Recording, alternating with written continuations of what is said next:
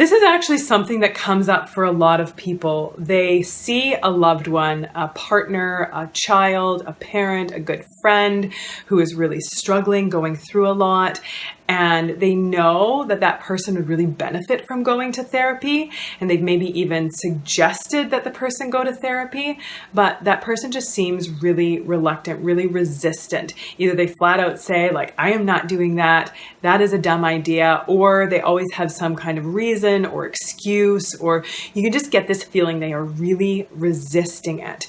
And so what is going on if they're struggling, if they're going through something, if they're in pain, and going and getting help would make it better?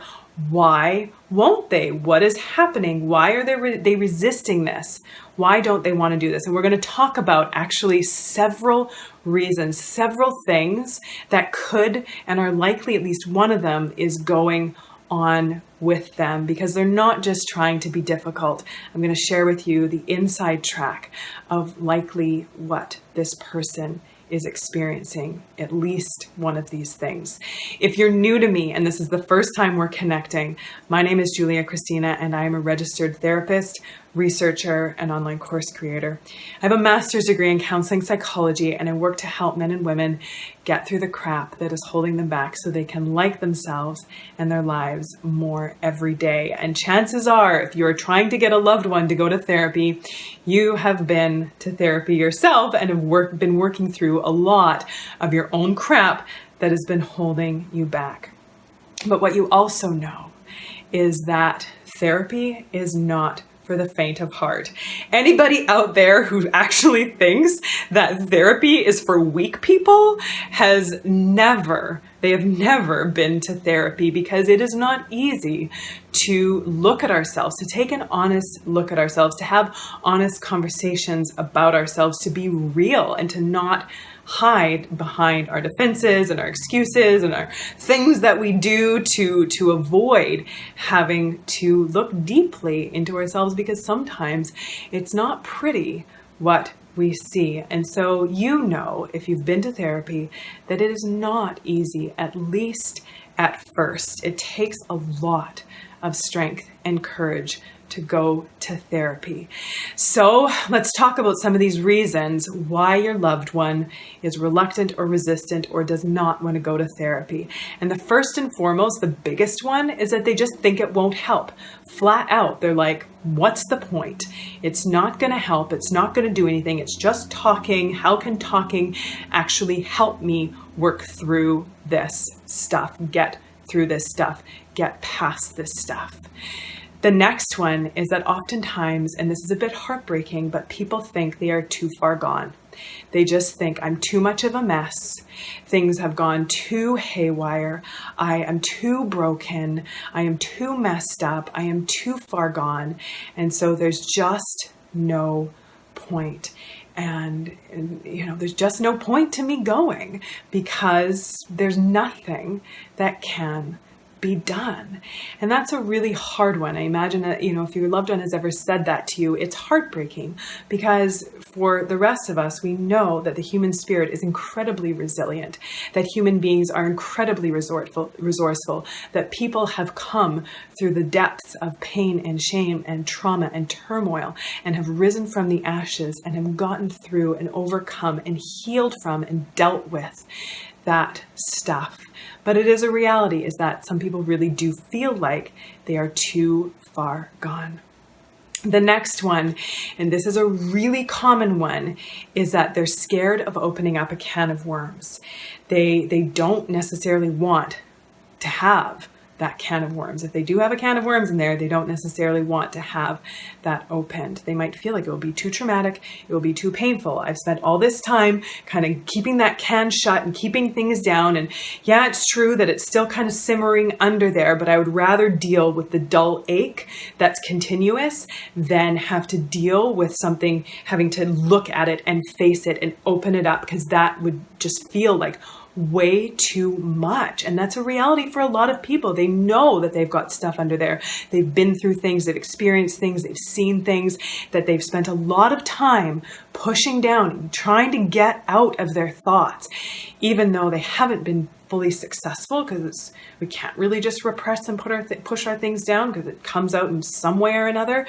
But a lot of people feel like they just don't want to open that can of worms, and that's a real fear, because the next one that we're going to talk about, number 4, is that they fear that if they do open that stuff up, if they do start dealing with it and looking at it, that they won't be able to put themselves back together again.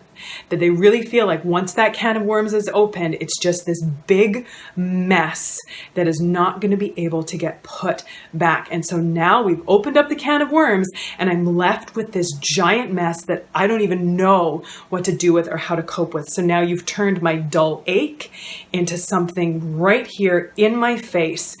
I can't hide from it. I can't push it aside. And now it's right here and I'm stuck and I don't know what to do. I don't know how to deal with it. I don't know how to put things back to the way that they were before, or even better yet, put them back into something better. They just really feel like they won't be able to put themselves back together if they open that up. Which again comes into our next one, is that oftentimes people don't want to talk about things that they have worked really hard to try and forget, suppress, and repress. So they really don't want to talk about this stuff. If they've been through something really terrible in their life, if they've witnessed violence, or they've been a victim to violence or abuse or neglect, or seen things or done things or had things done to them, chances are they've spent a lot of time getting that stuff from being right in the middle of their mind, right in the middle of their thoughts, from having the flashbacks and the memories all the time, that they've worked really hard to try and get that stuff kind of shoved down. They don't want to talk about it. They don't want to go into the gory details. And just as an aside to that, just so that you know, so that you have this information, that new trauma therapy, so nouveau trauma therapy, it used to be, we used to think that in therapy, people had to really talk and relive their traumatic experience in order to heal from it, in order to get through it. But that's just no longer true. Research actually shows that sometimes that can even make things worse. It can cause something called re-traumatization. So the person can get re-traumatized by going into the gory details. So most trauma therapists now know that you don't have to get the patient or the client to go into the gory details in order for them to heal. And so therapists just don't push it in the same way. They really wait and sort of work with the client and follow their lead and make sure that things are not getting out of hand, that the client isn't going into territory that they're not ready for or that they don't necessarily need in order to heal. But a lot of people think that therapy means I'm going to have to expose this all and talk about it all. And I just don't want to go there. So the next one, and we've mentioned this a little bit, but oftentimes they feel like it'll make things worse. They don't actually believe that therapy is going to make it better. They think that it's going to make things worse.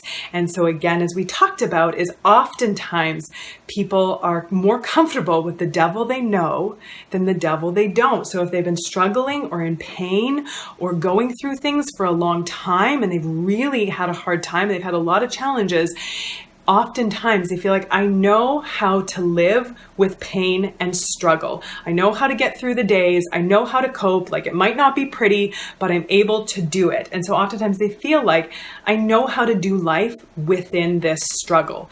I don't know what it's going to look like on the other side. And I feel like it could really make things worse, and then I won't know what to do. And so oftentimes it's exactly that. It's the fear of the unknown.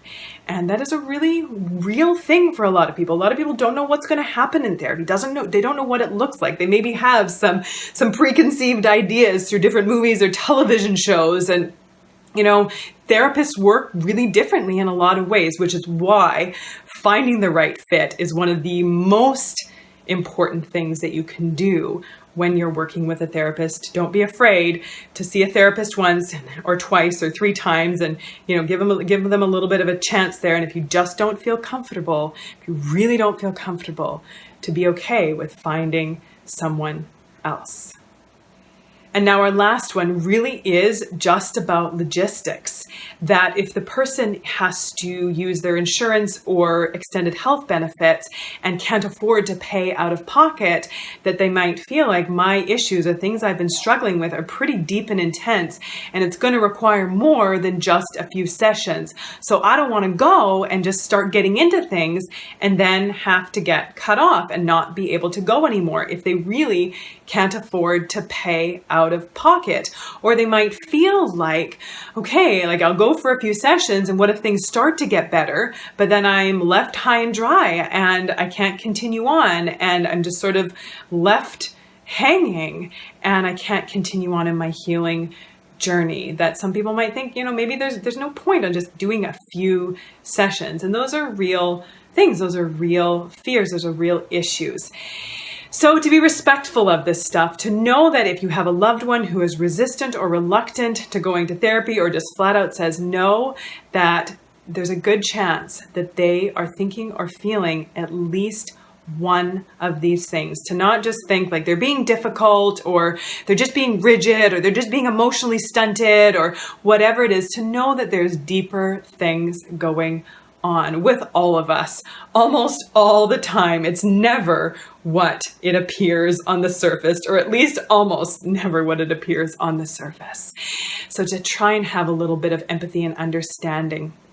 Now, there are things that we can do and we can say to maybe try and help encourage them or nudge them along in that direction.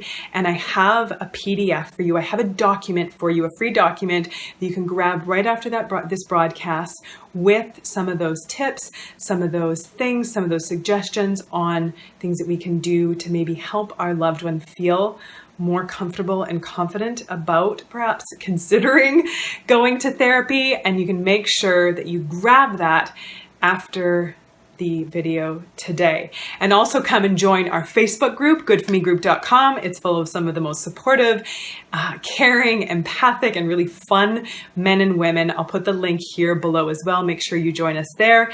And also like the video. Every like counts and I really appreciate it. Subscribe if you're new to me so that we can stay connected, and share this one out.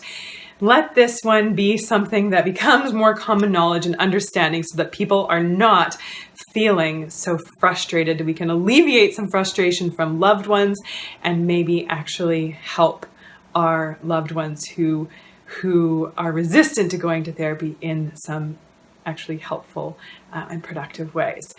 Thanks so much for being here. It's always great to connect with you. Would love to hear your thoughts and comments in the comment section below. If you have any other thoughts on this one, please do share it out. Would love to hear them. Till next time, take good care.